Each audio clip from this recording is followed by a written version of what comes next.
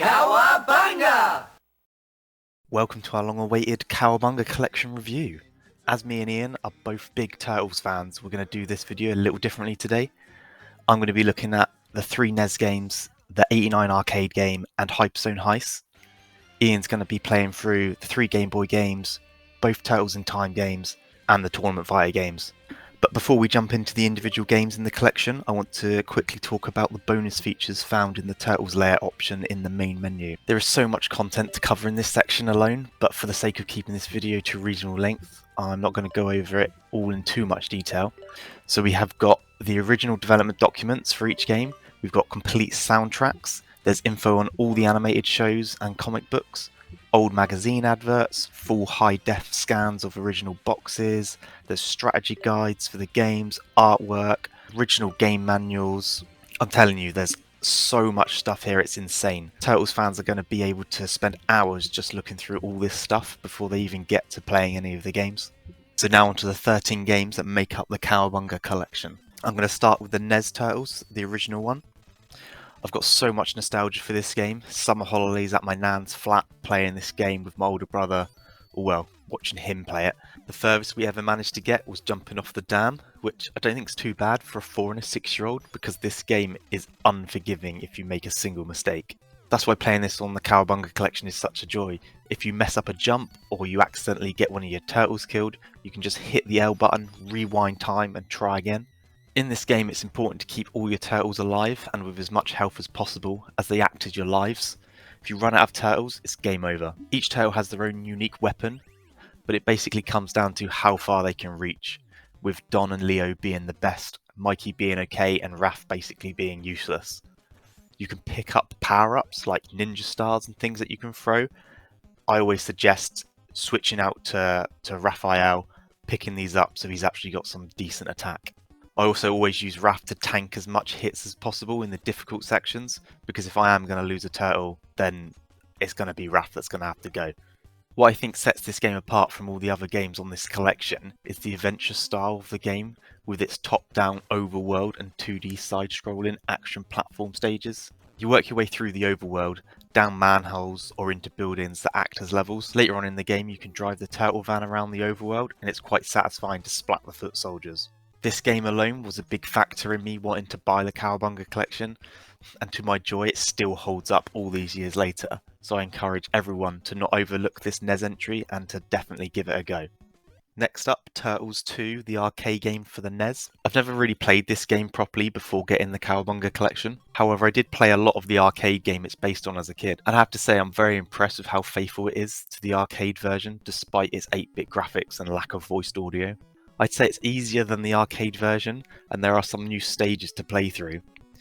But this is essentially a scaled down port of the side-scrolling beat-em-up we all know and love from the arcades.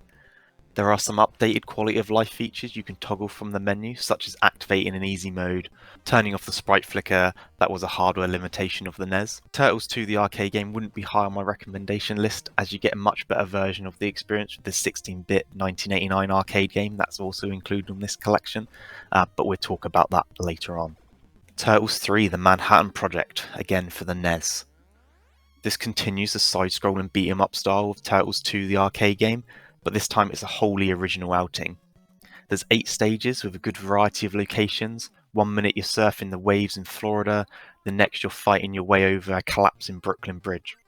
It's 2-player co-op, with all the turtles selectable and each wielding their own signature weapon. New for this game is each turtle now has a different special move that is performed by pressing both A and B buttons simultaneously. You've also got quality of life enhancements with this game as well, like turning off the sprite flicker as before, level select and an easy mode. I'd say there's a much more compelling reason to play through and experience the Manhattan Project, but if I were to put the NES games into a top 3 list, I'd have to say Turtles 2 in 3rd place, Manhattan Project in 2nd, and you probably guessed it, the original NES game at number 1. I just love that game so much, and it holds up so well over all these years. Moving on to the one and only Mega Drive game on the collection, we've got Hyperstone Heist. I was pleasantly surprised playing this game, and it has quickly gone to the top of my list of must-play recommendations on this collection. It's another side-scrolling beat-em-up that strikes a very similar look to the Turtles in Time game, yet don't be fooled, this is a very different adventure. There are 5 scenes, with each scene being comprised of several levels. All 4 turtles are playable, but only up to 2 players can play together at a time. I would love to see this game get an upgrade through a patch to support 4 players locally and online. Speaking of online play, Hyperstone Heist and Tournament Fighters for the SNES are the only console games to be upgraded to include online multiplayer modes. After playing through Hyperstone Heist, I'm a little gutted that I missed out on this game as a Mega Drive owner in the 90s, but as a kid I was limited to only 1 or 2 games a year. You know, 1 at Christmas, 1 on your birthday, the usual. Sadly, 7-year-old me decided to pick up Tournament Fighters for my Turtles fix. How young and naive I was. Now we move on to my final game, Turtles Arcade 1989. Now I may be a little biased in my thoughts on this game, since it's a game I played a lot as a kid. I say played a lot, more like I watched the attract screen at the arcade over and over again, in the vain hope that some other kid with some money would take pity and chuck me a 20p piece to be able to play co-op with them. I did however go on to own the full 4-player arcade cabinet that I had in my dining room, much to my wife's dismay, especially as I had to take the door frames out to fit it in the house in the first place. But what you want to hear is this game worth playing, and does it hold up today? The simple answer is yes, and yes. For me, it's the best of the side-scrolling beat-em-ups and should be everyone's first port of call when they get the Cowabunga collection. Get 3 friends over, load this up, and you're going to have a great time together. I don't think I need to say any more, just play it. The game just speaks for itself. Okay, so that's me done.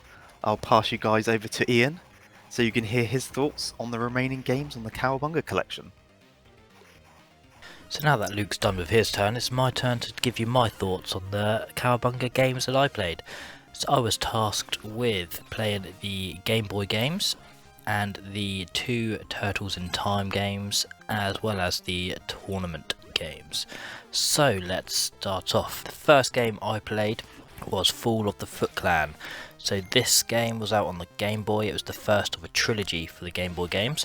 Graphically, it's not terrible considering it is a Game Boy game. It's pretty clear, as you can tell who you are, what's happening, who the enemies are. Gameplay is simple. It's a side scroller beat 'em up with 2 button controls. You press Y to jump, you press B to hit. You can jump higher by holding the jump button. The enemies come at you somewhat quickly from in front and behind. It is quite a slow game though. There's no sprinting, there's no running, you kind of just walk at a slow pace, but it is a Game Boy game, so you know what to expect. I like that the bosses have a health bar, so you know how many times you need to hit them. It also gives you the opportunity to play as all 4 characters, so when you play as the first character, whoever you choose, whether it's Donatello, Leonardo, Michelangelo or Raphael, when you lose your life, your turtle is essentially captured, so you have to then use your next turtle to carry on from where you left off. You can edit the size of the screen, and you can also change some of the filters in the menus, but overall I think this is a game that's it's not amazing, it's not terrible, but I probably won't play this one again following what I have played for the review. The sequel to Fall of the Foot Clan was Back from the Sewers. So this one is graphically it's slightly better. The only issue I had with this was that they changed B and Y around on the controls. So B is now jump and Y is hit, which if you go to this one from the previous game, it is quite confusing. Again, you get 4 lives. It's a side scroller, each life being a different turtle. Again, the movement is relatively slow in this game, which can make the game feel a bit of a chore. We've just been so spoiled with sprint buttons in modern games that, you know, anything where you can't run around just seems slow in comparison. At the beginning, before you even select the game, you can click the enhancement button, which would let you play with infinite lives and give you the option to level select. I didn't have these on when I played it. I didn't play it again that much. It's probably again another game that I probably wouldn't play on this collection just because of how dated it is, and there are other turtle games that are better. The final of the Game Boy games I played was Radical Rescue. So this is the 3rd in the trilogy, and this is a big improvement on its predecessor. Essentially 3 of your Ninja Turtles have been captured, so you play as Michelangelo. You go through an abandoned mine. You have to just wander around at your own peril, going up ladders, going indoors, down sewers, just basically trying to find keys, find bits of information to unlock or rescue your other turtles. There are boss fights scattered throughout the maze, as you will, but with Michelangelo you can use your nunchucks to float when you jump, which is very handy to get across some big gaps. So if you press Y again to hit, and then B is jump, but when you jump, if you hold jump, you can float. Not for long distances, but it is handy. Graphically the game does improve, but as you would expect from a Game Boy game, it isn't improved that vastly. Again, I didn't play this game massive amounts. I actually found it quite difficult. The enemies respawn whenever you leave a screen and go back to it, which I guess you kind of expect that from old games. I also was playing this on the Switch, so when I was playing it I had a few controller Joy-Con desync issues, which caused me to not be able to hit enemies just because of the controller. That's the controller's fault, nothing to do with the game, but if I was to play any of the Game Boy games, it would be the third one, Radical Rescue. So following the 3 Game Boy games, my attention then turned to Turtles in Time. So there's the arcade version and the Super Nintendo version. The Super Nintendo version, it was the first colour game that I played on this collection. We were given half the games each to kind of play, so this one for me was a much better improvement on the Game Boy games. The graphics are improved, they're crisp and clear graphics, so you can make out what's happening. And this one's probably the one that's most like Shredder's Revenge, if anyone's played that on Switch or Game Pass or PlayStation. I'm guessing Shredder's Revenge took a lot of inspiration from this. The level designs are good, there's 9 in total. Again, if you use the enhancement options before you load the game, you can get to select your level and you can choose to give yourself more lives. If you want to give yourself more lives when you play, you've got no judgment here. It is a 2-button play style again, so you got jump and hit. This time when you hit, you can do combos that are very helpful. You can also swing your enemies into other enemies, or even into Shredder when you first face off against him. At the end of each level there's a boss fight. Again, you can kind of see how much health the bosses have. The different bosses taken from the Turtle universe, and it's also 2-player. Great to experience if you've got friends or a partner that you live with, or a friend that you live with and you just want to chill and mong about on this game. So the arcade version is pretty much similar to the SNES version. It's 4-player this time though instead of 2. Some of the bosses have been flipped, some of the storyline has been altered slightly, and I found the arcade version a lot more difficult to play. It just seemed a bit harder, not so much the gameplay aspect, but how hard the game itself was. You get more enemies on the screen, I'm guessing to compensate for potential 4 players, but it's pretty much similar in every other aspect. Control wise, graphically it's maybe slightly better. Yeah, so that's Turtles in Time on the arcade. Again, not much to say on this one. It is an improvement on the SNES version just because of that 4-player. It's also one of the games on the collection that is online, so if you don't have 4 friends that can come round, you can always just hook up together and play it online. So onto the tournament fighters. So there are 3 in total. You got the Nintendo Entertainment System one, the NES one, the Mega Drive one, and the SNES one. So let's start with the NES version. So you have 4 modes when you load this game up. You got story, tournament, versus player, and versus computer. There are 7 characters in total to choose from, 4 turtles, Casey Jones, Shredder, and Cot, and there's also 4 levels. In the enhancement option, before you load the game, you've got options to remove the slowdown, remove the sprite flicker, and clash of the hotheads. I found this game really hard. Even playing on easy, I just found myself getting beat all the time. The enemy continuously block, which I know Luke will probably laugh at and find ironic, seeing as I block on video games. But yeah, so I couldn't really play it that much because I just found it too hard. I couldn't figure out any of the special moves for the characters, but then again, I think because I was playing it on the Switch, I don't feel like the Switch is built for fighting games. The Joy-Con analog stick feels very flimsy. It feels like if I'm moving it around quickly and aggressively, it might snap at any minute. And there's no D-pad either, so maybe that's why I found it a bit hard to play. So the next is the Mega Drive version. First thing, the enhancements before you load the game is you can just play as the bosses. It features 1-player mode, a 2-player mode, tournament and practice. There are 8 characters plus the additional 3 bosses enabled through the enhancement, and there are 7 levels.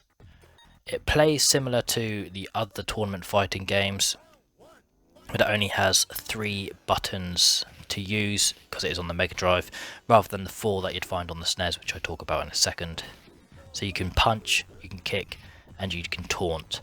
Again, I found this game, as with the NES version, extremely difficult in terms of gameplay difficulty and just using the Switch Joy-Cons to play it. I'm sure if you've got a Pro controller, it'd probably be a lot easier, but it's another fighting game on this collection that I probably won't come back to. So that leaves me onto the last Tournament Fighters, which is the SNES version. So starting off with the enhancements before you load the game, you've got a choice of extra lives, playable bosses, extra versus stages, and you can turn it onto maximum speed.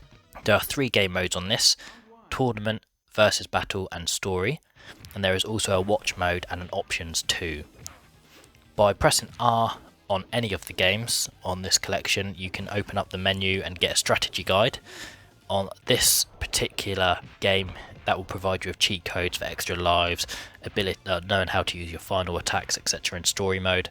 But like in the NES game, it lets you choose from the 4 turtles to progress from battle to battle throughout the story mode.